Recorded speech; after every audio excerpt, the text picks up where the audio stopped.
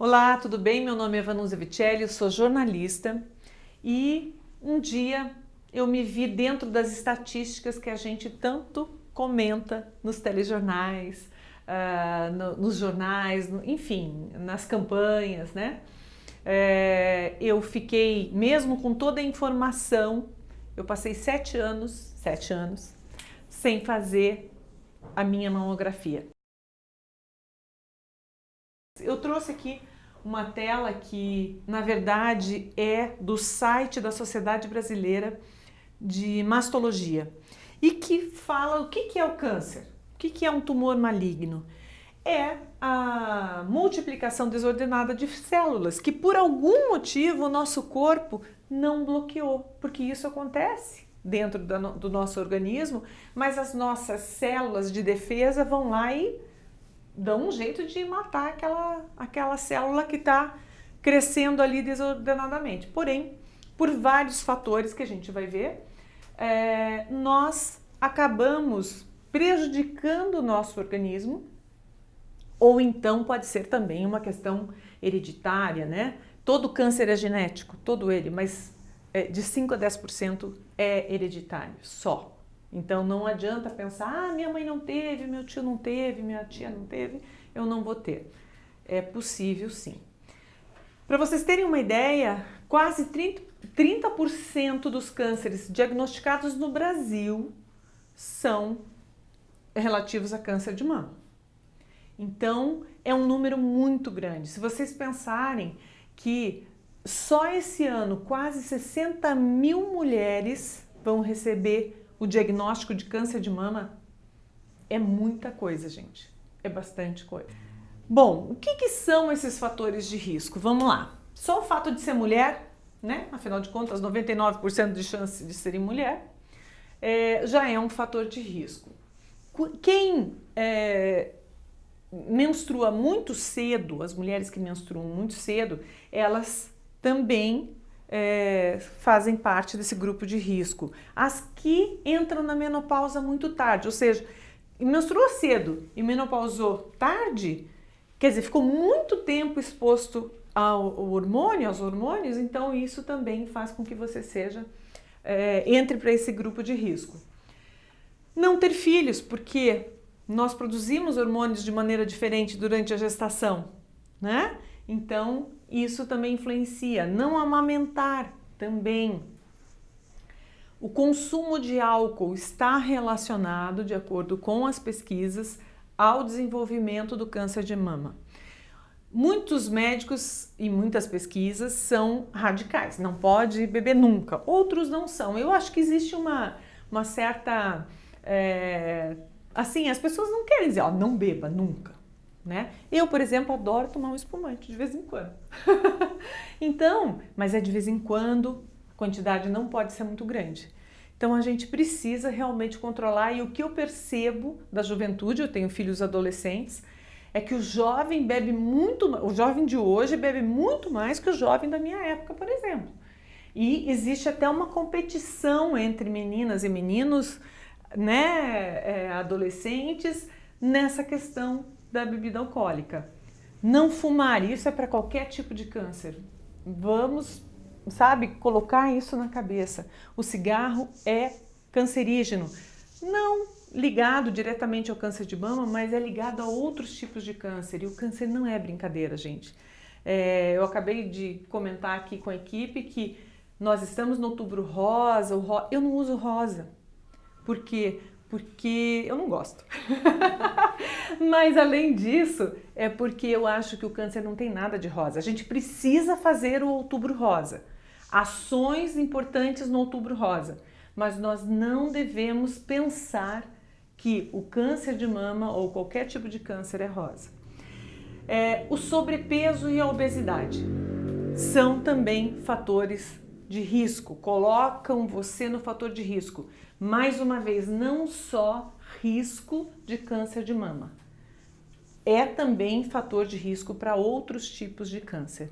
Eu vou contar rapidamente aqui a minha história, porque eu já vinha engordando, depois que eu tive câncer, eu engordei mais de 20 quilos. Até que um dia meu médico disse: Vanusa, vamos pensar na cirurgia bariátrica? Eu falei: eu preciso? Quer dizer, eu posso, né? A gente não sabe. E quem tem o risco de câncer tem um limite diferente para ser considerado apto à cirurgia bariátrica. E eu fiz. Eu fiz há 2 meses, quase 3 meses, e só em 2 meses eu perdi 15 quilos. A cirurgia bariátrica ela é indicada para pessoas com comorbidades, não só o fator estou obeso, né? Então, o câncer de mama e a predisposição à recidiva era uma dessas comorbidades previstas, então eu tive que fazer. Não me orgulho, mas porém foi muito bom porque hoje eu me sinto mais segura em relação a esse risco de recidiva.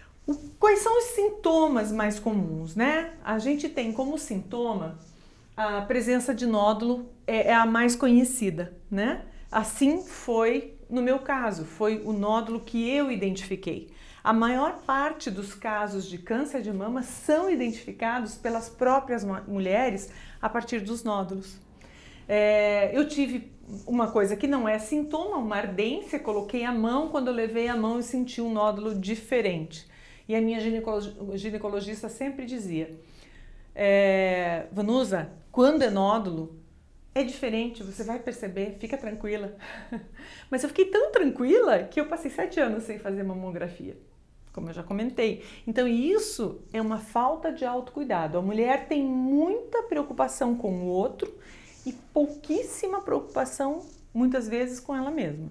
Então, era um exame mais trabalhoso, porque tinha que marcar com antecedência, porque tinha que ir lá e depois ir buscar o resultado, acabava não fazendo. E deu no que deu. Uma coisa que pouca gente sabe é que se o seu mamilo normalmente é para fora e de repente ele inverte, isso é um sintoma. E também cabe para os homens isso, tá? Se a pele tem aparência de casca de laranja, sabe aquela laranja Bahia? Aquela laranja Bahia, como ela é muito grande, dá para ver bem os poros, fica mais ou menos assim. Uma região avermelhada repentinamente, mudou de forma, por isso que o autoexame é tão importante. Ele é muito mais importante para você perceber que está ocorrendo alguma alteração com o seu corpo, né? Então a gente precisa fazer esse autoexame, né? Uma vez por mês. As pessoas às vezes acham que faço uma vez no ano, tá ótimo, né? Faço no outubro rosa. Não, uma vez por mês, lá 5 a 8 dias a partir da data da menstruação, você apalpa a sua mama em movimentos circulares, né? Importantíssimo, apalpar a axila. Porque se você já tem um gânglio ali, um linfonodo, como os médicos chamam, alterado, você vai sentir também. Então é importante fazer o autoexame das mamas e lembrar de apalpar as axilas, tá? Secreção, mas tem que ser uma secreção espontânea. Tirou o sutiã, tá sujinho lá? Você não apertou? Opa, que cor é? É avermelhado, sanguinolento ou então transparente. Corre marcar uma consulta porque existe uma possibilidade de ser câncer de mama. Então assim, não vai ficar desesperado, tá? Vai, marca, porque podem ser outras coisas, mas é importante que você saiba que não é normal uma secreção espontânea com essas características. A mudança de formato eu já falei, mas é importante que você levante o braço para se observar no espelho, tá? Olhe no espelho, você pode fazer toda essa palpação no banho, que é mais fácil, e levantar o braço de frente para o espelho e observar, se observar, tá? A gente precisa também buscar o rastreamento, não fazer como a Vanusa fez, que ficou 7 anos sem fazer exame. Por quê? A mamografia e o autoexame, eles não são preventivos. Eles vão detectar uma doença já instalada. Porém, no caso da mamografia, ela vai detectar nos primórdios, ainda quando está bem no comecinho.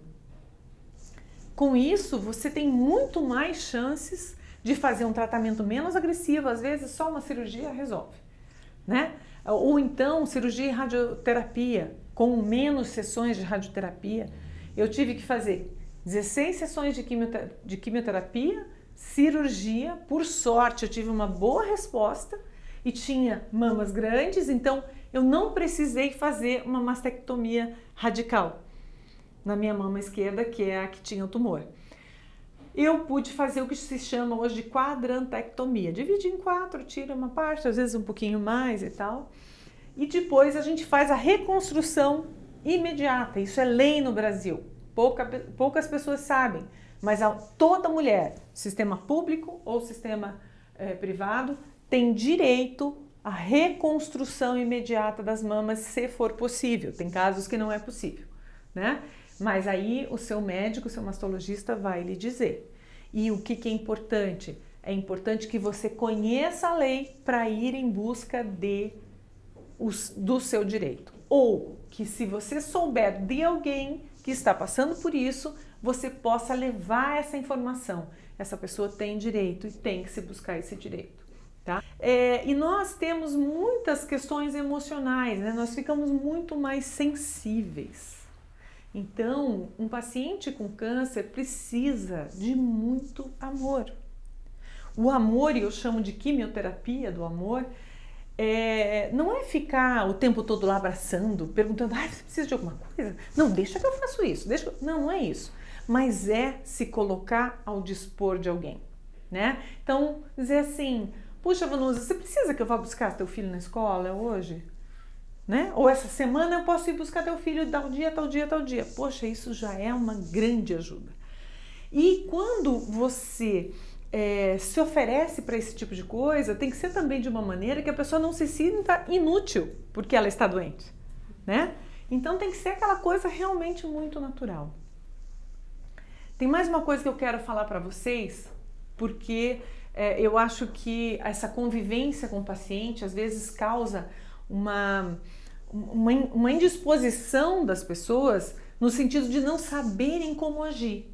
Então, a principal coisa, né, esteja presente. Não precisa ficar falando.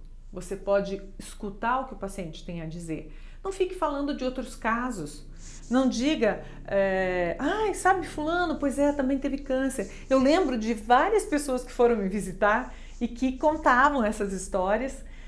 E uma delas um dia chegou, isso aconteceu várias vezes, mas teve uma pessoa que era muito bem informada, uma pessoa muito esclarecida e que me surpreendeu muito. Chegou e falou assim, sabe o fulano? Pois é, a mãe dele também teve câncer. Eu, e como é que ela tá?